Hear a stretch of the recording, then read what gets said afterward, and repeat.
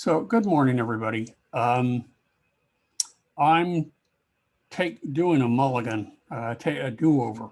I wasn't happy with my lecture last Thursday, so I'm doing this again. There have also been a few changes on Dreamweaver, so if you try to follow lesson 10 strictly in the book, from the book, you're going to probably have a few troubles. So let me show you the finished products first, and then we'll go ahead and show you how to do that. In lesson 10, it's working with images and inserting images into your page and controlling the positioning of those images. The first weeks of class, we covered the 3 basic file types that you can use, which are JPEG, GIF, and PNG. So that doesn't change. The fact that images are measured in pixels, typically, because that's how screen sizes are measured, and that images that you need, they only need to be 72 pixels per inch. So there's two pages that we're inserting images, and that's what I want to show you first. So on the Contact Us page, you can see that we have the images of the men and women for contacting us, and they're floating left and floating right. If I wanted to put it in the center, I suppose I could, but it's easier to do either a float left, float right, or no float. Otherwise, it's very difficult to create a precise positioning for your images in web design. So that's the Contact Us page. And then there's also the finished news page. Okay. They have an image in here that's floating right. This is the one for the shopping. But more importantly is the larger image here. It's where we're going to add a Bootstrap class called .ImageResponse, because if you don't do that, it will extend far beyond the limits of your div, and also it won't scale properly when it's, if you don't use it, it won't scale properly when it's your page is viewed in other sizes of screens. So let's go back to the first one. Let's go back to Contact Us. And this is what we worked on in lesson 9. And so what I'm going to do in the upper right-hand corner here is I want to make sure that I have the files selected. And the first file that we want to add is a lanes image. So to do that, the easiest way to do that is to switch from Live View to Design View. Click where at the beginning of the paragraph, and you can see the little cursor right there. And then I'm going to find a lanes image right here. And then what I want to do is I just want to click on it and drag it. And it's not dragging. Why aren't you dragging? Let's try again. Come on. Oh man, this is embarrassing. Okay. Let's click on it again. Because now I'm having troubles. I did this, I worked on this after class, and there we go. We've got that going there. Let's try this again. And now it's not working. So I'm going to pause the recording. For whatever reason, I'm having difficulty dragging it in. So instead, what I'm going to do is I'm going to place the cursor where I want it. And then I can either use the insert here, or I can use the insert up here. So I'll just use insert image. Okay, and it should take me to my root folder and the image folder inside my root folder. And I'll select the Elaine JPEG, which has already been prepared for us in Photoshop probably. And I'll select open, and there we go. It opens in there, and it places it where it's supposed to go. But you'll notice that it doesn't wrap properly, okay? But if I go back to Live View, the automatic, we want her to float to the right. And you'll also notice that the text doesn't flow properly around her. There's a single line that goes the middle of her image and then the rest drops down to the bottom. We want the text to float nicely across here. So what I need to do to be able to float images both left and right is to create a class for those. And it will be named float left, float right. So I'm going to switch from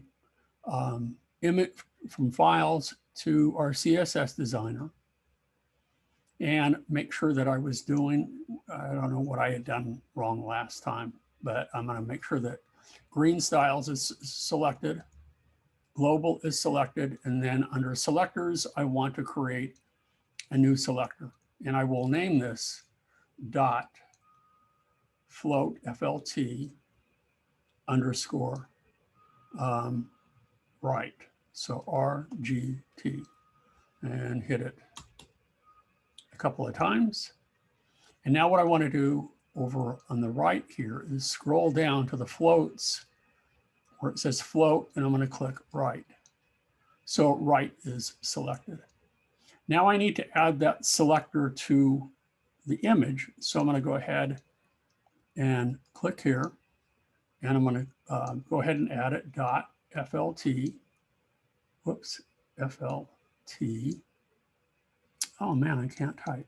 FLT. There we go. And it shows the selector that we've added.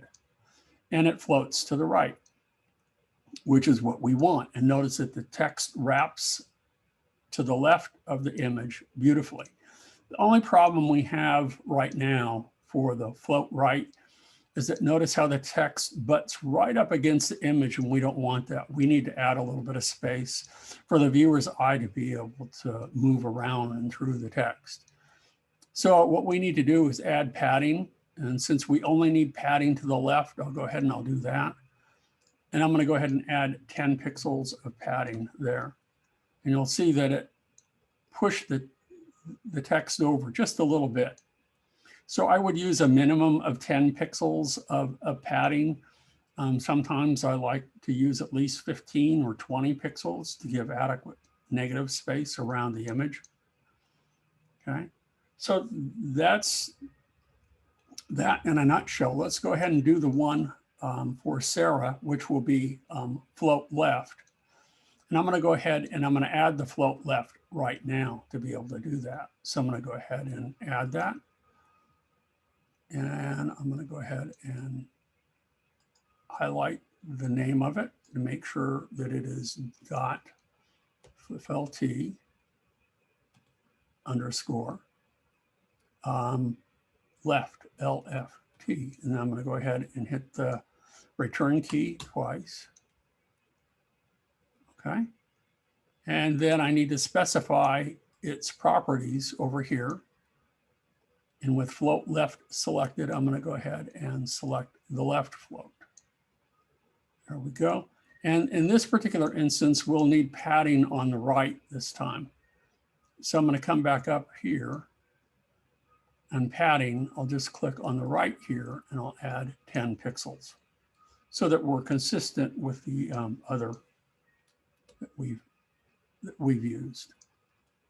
Okay, so now we're set for both, going back and forth, float left, float right, but we insert the image in the same location.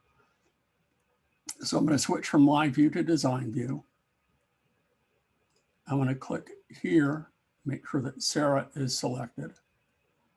It's the cursor right at the beginning of Sarah. I'm going to switch back to files, and let's find the image of Sarah here. And I'm going to try to drag it over again.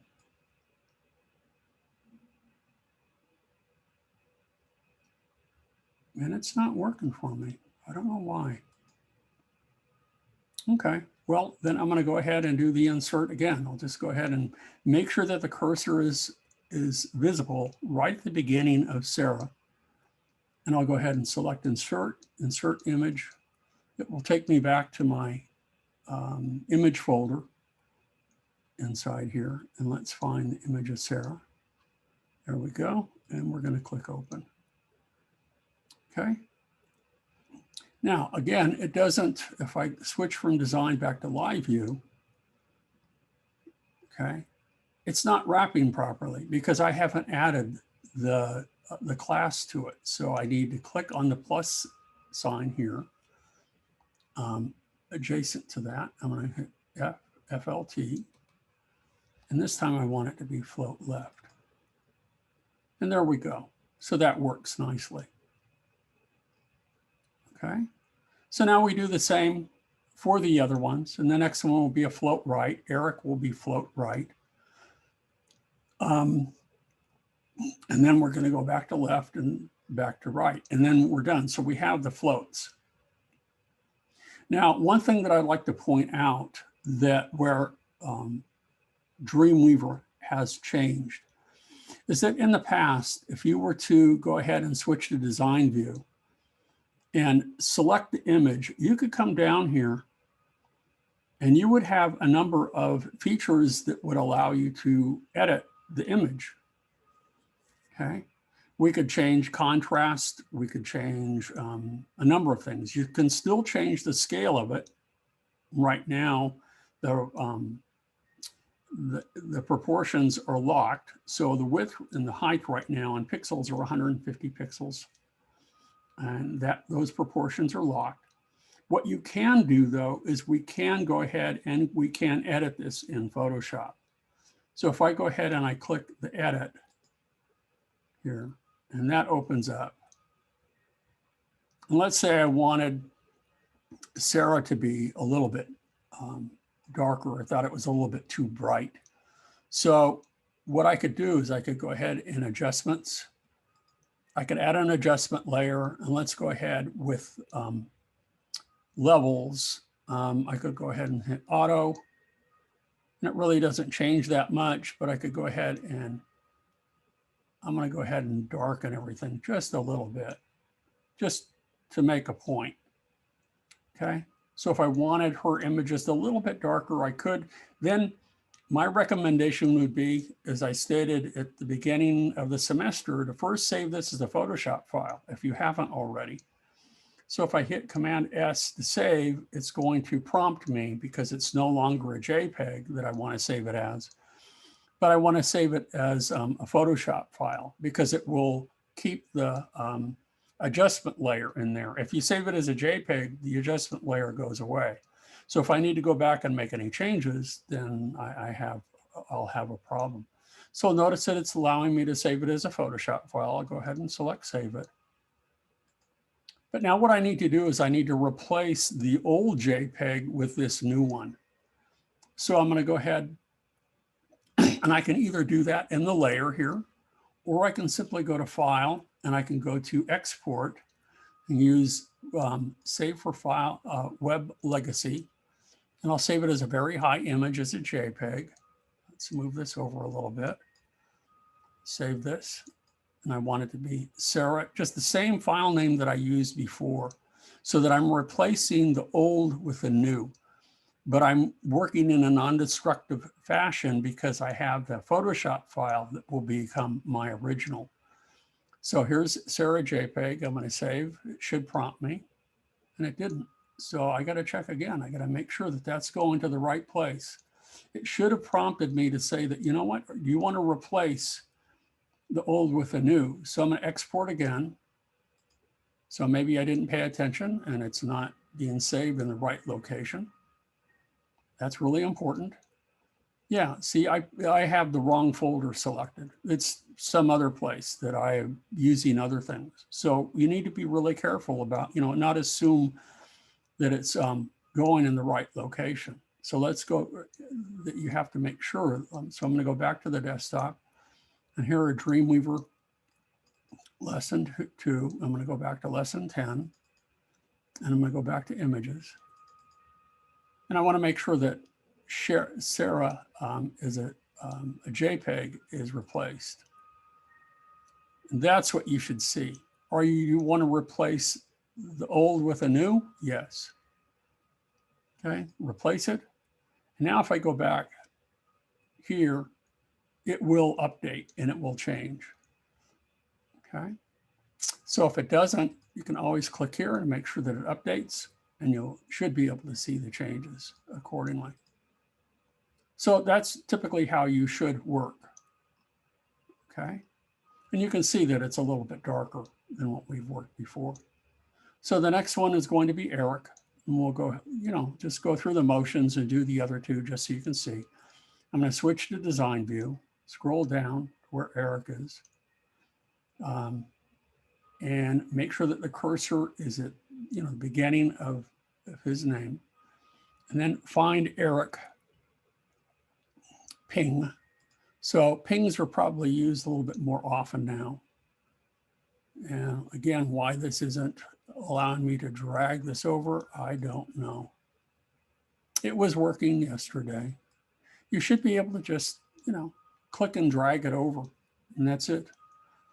So another way to do that, though, is, once you have switched it. So let's say, for example, I go in here and I go to insert, and I insert image. And let's say by accident, I select Elaine. So, oh man, that's not right. I didn't want Elaine, I wanted Eric. So what you can do is you can select the image, and then down here in your properties panel, and if you don't have the properties panel visible, then you need to go to Window and make sure that Properties is checked. And you'll notice here under the source, the link is in the image folder and it's linked to Elaine. Well, instead, I want it to go to Eric. So you'll notice a little target symbol to the right of this. What I can do is I can click on that and I can drag it over here. And I'm going to click on Eric. And notice that it swapped it out. So that allows you to swap images very quickly if you wish and target them in your folder. And I like that a lot. That's used for linking images as well. So this Thursday, when we start creating links to our pages in the browser, especially going back to our template to be able, all the pages that we've been creating in lesson 9 and 10, that we can now go to the top nav bar and we can link to all of those pages and have it update the pages. So this would be a good way of doing that, of linking the images or the pages to that, just by clicking on the little target and linking to it. So you can see how I changed that source. So now that I have my float left and float right selected, I can go back to live view. Let's scroll down to Eric. Okay, and I'm going to add the class, and I want it to be dot float right. And he's done. Okay. So there's a couple more that we could do, but I'm going to leave those to you. Okay, unless you have questions about that. Okay, any questions so far? Go ahead, and if you want to speak, I can promote you to panelist, or if you have a question, go ahead and put it in the chat or in the Q&A. No? So, and again, we can resize images, and that's what we'll do on the next page. I caution you about enlarging images. It's important that you pretty much have an idea in advance about how big you want it, or if nothing else, go ahead and reduce the size of it afterwards, but try to get it in the ballpark. Over the years, Adobe has done a really good job about interpolating images so that when you do enlarge them, they still look really good. There's slight little differences, but if you're really nitpicky about it, it is noticeable. But on the web, it probably won't be. So you should be able to enlarge it just a little bit. You can clearly reduce it significantly if you wish in size. So the next one, as I mentioned, is going to be the news. And so here's the finished news. And we have a cityscape that's going in here. And we also have a little shopping piece that's going to go on here, a nice shopping image, an open air market. So we've already created our float right for the open air market, but we'll probably need to change the size of it a little bit. But if I click on this, we can see that this is 300 by 312 pixels high. So we'll need to change that a little bit. And the other one, as I mentioned, that we want to do to make sure that this fits properly is to add the Bootstrap class image responsive to this. Okay, so let's give that a whirl. Let's go ahead and go to News. Okay, and so what I'm going to do is I'm going to click inside here. And let's switch to Design View. And I want to click at the very beginning, make sure that that's at the beginning of the T. And when you're in Design View, it is very difficult to do that. So let's find our image. Where is the city? And I'm going to try one more time. I'm going to try to drag this in here. And now it's working. So as I drag it and I place the cursor where I had it before, wrong location. So that's not right. So let's go back here. And I'm going to go ahead and try again. Let's put it right here. Is that the right image or not? I don't know. Maybe not. That's a city JPEG. And let's see if there is, let's go back to Live View. And I don't know, I don't think this is the right image.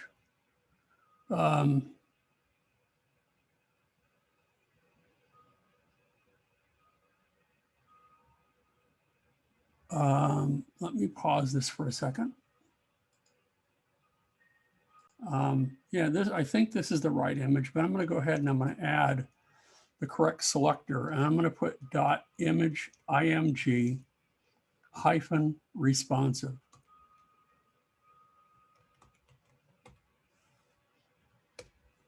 And see if that works for us.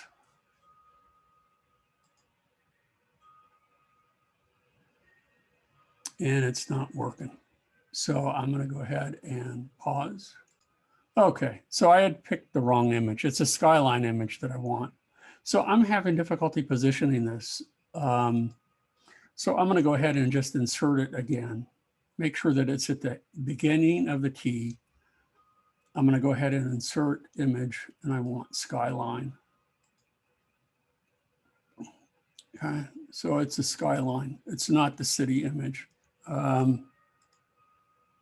what we want. But notice that it extends beyond the section div, and we want it to fit accordingly. So I'm going to go back to Live View and see how it extends far beyond. You can see with the blue line here, it goes into our right aside.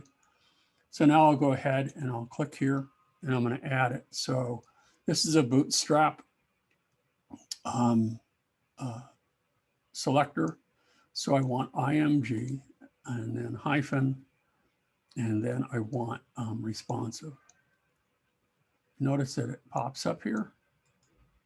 Select that and notice how it shrinks to fit. And when the real test is that if I shrink it all the way down here for a little tiny smartphone, notice how the image shrinks accordingly and fits within the div really nicely. Okay, so that's that one. Let's go ahead and select the shopping image. And let's go back to Design View and scroll down and try to find, there we go. And I'm not going to give up. I'm going to try that shopping image again. And I'm going to see if it goes in here accordingly. There we go. That's what we wanted. Well, that's not the right image. We want the farmer's market ping. Let's go ahead and pick this one. And let's see what we get. So I'm going to go ahead and bring that in here. And notice how big it is. So two things that we need to do. We need to go back and add the class that we had before, and we also need to change the size. So we want to make sure that the width, I think we said was 400 or 300 rather. So I'm going to go ahead and select 300. And notice that it was not linked. I don't want to do that.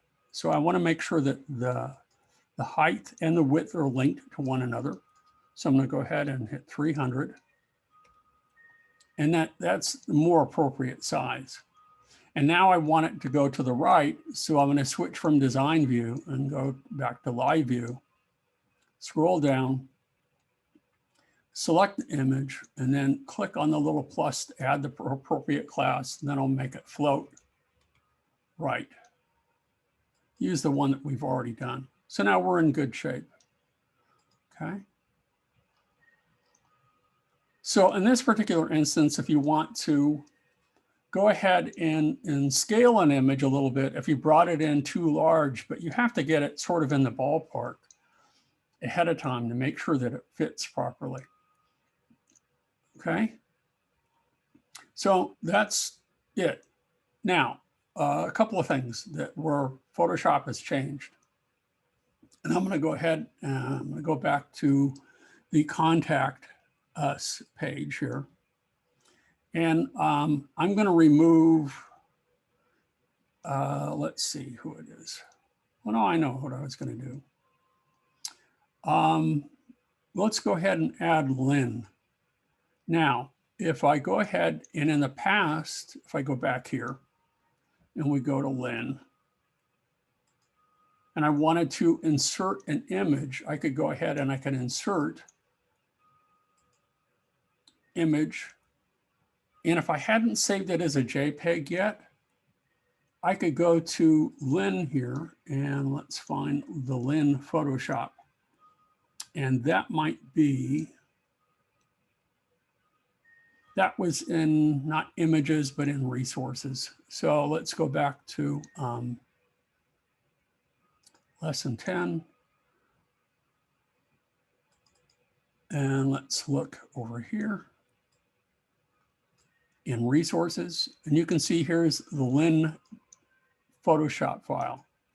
In the past, you could select the Photoshop file directly, but then it would prompt you and it would ask you, do you want to save it as a JPEG, GIF, or PNG? And then do you need, what quality do you want? You want a high, medium, or low quality? That's not available anymore. We can edit it directly from Photoshop once it's saved as a JPEG, and we can bring it into Dreamweaver and edit it in Photoshop. But again, you need to save it as a JPEG first. So we should have the Lynn finished one here. And let's go ahead and see if I can't drag it over. And it's not going to let me take it over. I don't know why. Should be able to just click and drag it over, and it's not allowing me. So much for that. So I'll go ahead and click here. Make sure that that's where it's inserted. I'm going to try one more time. No, not going to let me do it. So I'm going to click again. And again, it's important to know the multiple ways of inserting images or doing anything in here, because sometimes it works, sometimes it doesn't. And I have no explanation why it works 1 minute and it doesn't the next, and vice versa. So let's go back again and let's select Lynn Finish JPEG and bring it in. And there we go. And now I can go back to live view, scroll down, go ahead and add the class float left, dot float left. And the text wraps properly and I'm set to go. The last thing that you need to do is save. Make sure that you say save all, so that both the page is saved and the new classes that you've saved or that you've added have been saved as well to your style sheet. Okay. So that's pretty much what I wanted to cover today. Where are we at time-wise? Yeah, we've got a lot of time left. So any questions from any of you as to how to complete this lesson? One of the last things that they wanted us to do was to bring in a Tiff file of Matthew. And that's similar to the Photoshop file, that if it's any file other than a JPEG, GIF, or PNG, you cannot bring it in. But what we could do with that, since we have plenty of time, is let's go ahead and let's go to Photoshop. So I'm going to scroll over here and I'm going to go to File, Open. And I'm going to,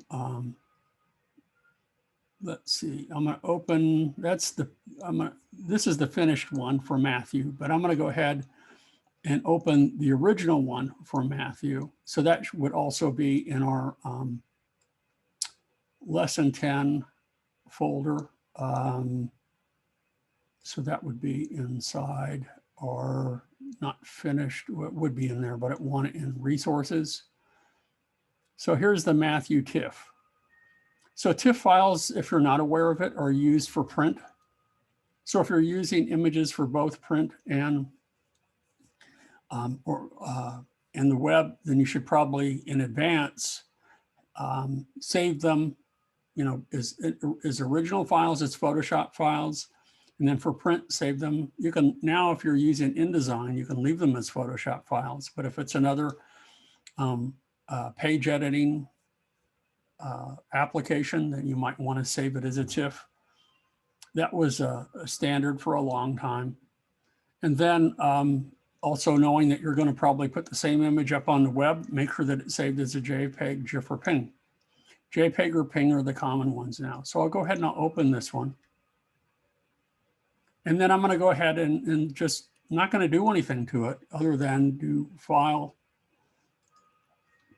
Export, Save for Web Legacy. Okay, high quality JPEG, make sure that it goes in the right location. So here we go. It's going in there and it's going to be Matthew JPEG. Save it. And because they named theirs finished, we're okay. But now I can go back in here and I can go in and I'm in Live View. I'm going to go into Design View, scroll down here, make sure that Matthew is selected. Go to Files. And now here's our Matthew JPEG. And I'm going to go ahead and insert. This time I'll go ahead and I'll insert it from over here. Okay, so I'm going to insert image.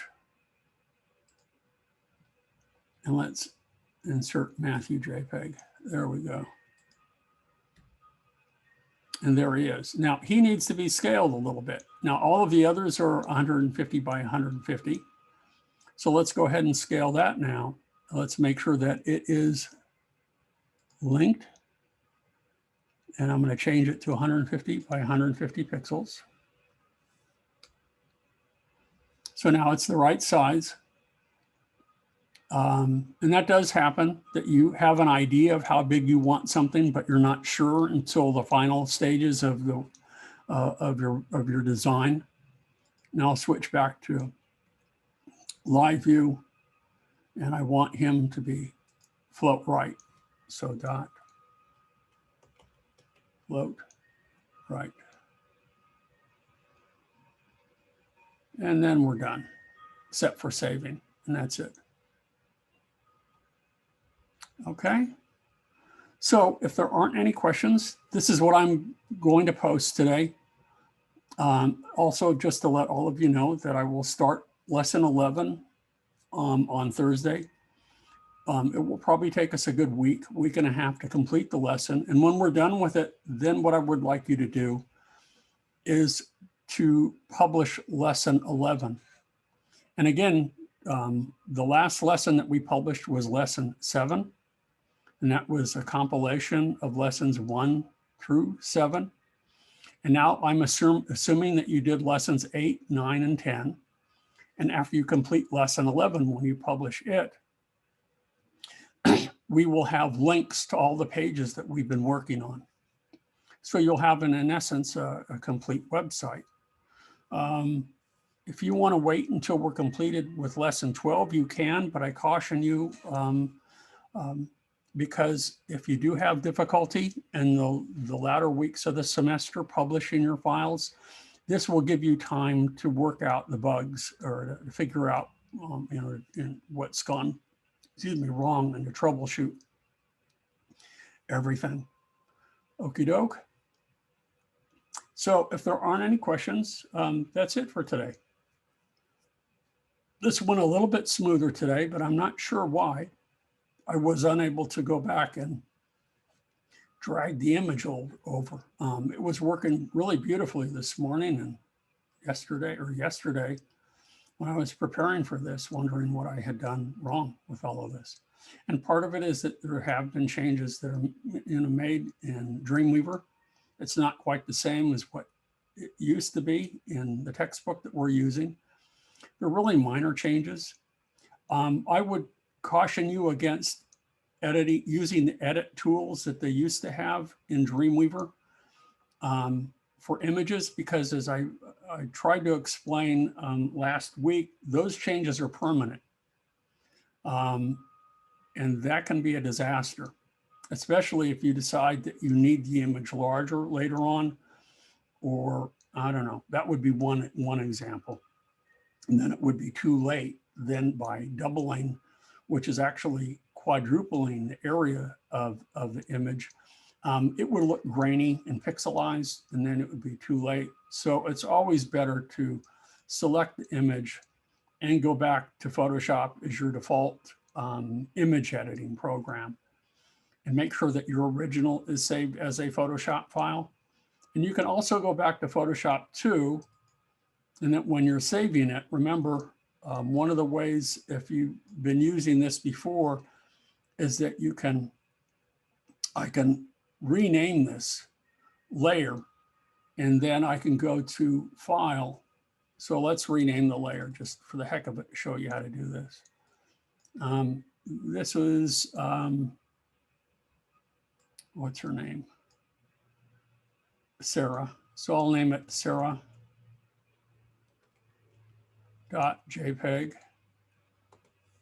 Okay. And then based on where the original Photoshop file is saved, so if I were to hit Command S now to save this, this should be saved in my root folder. Okay, Sarah, Photoshop. Okay, I'm going to replace the old Photoshop.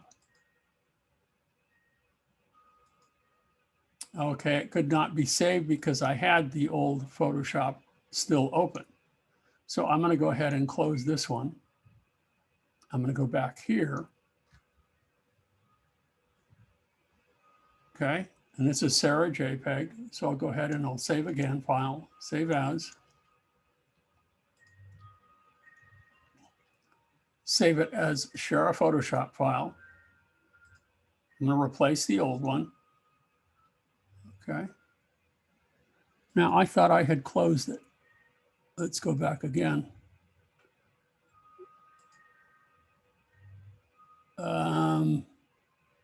I'll go ahead and save it. There we go. Okay, so one more time. File, Save As.